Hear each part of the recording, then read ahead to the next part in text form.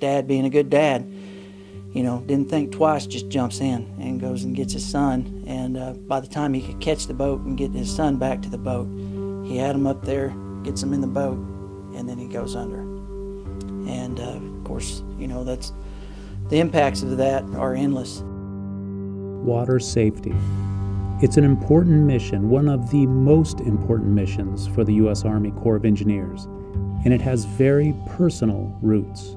In 2016, there were 14 drownings at Tulsa District lakes. So far this year, leading up to Memorial Day 2017, there have been 6. In 2015, 85% of victims in recreational boating accidents were not wearing a life jacket.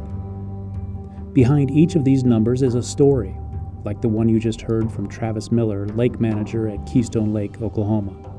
Each number has an impact. The impacts really, the ripple effects really hit a little bit of everywhere there, including the first responders. It's something that really kind of sticks with you. And there is a perhaps surprising statistic attached to those drownings. A lot of our drownings are the 18 to 35, and we're actually seeing that number increase a little bit.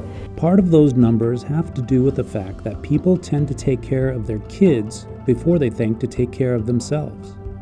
So I think you need to keep that in the back of your mind. Yes, you want to keep your loved ones safe, but they need you too.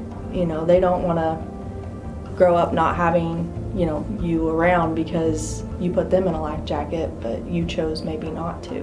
When you meet a ranger at a water safety event or at one of our booths, and they are telling you to wear your life jacket, consider the fact that many of them have a different story to tell.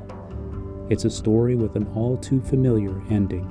I remember while we were working the recovery, we were talking about it and thinking, would you have done anything different? No, I wouldn't have done anything different. I would have done the same thing, just would have reacted and sprang into action. So very few people probably would have stopped and had a life jacket handy and go ahead and put that on.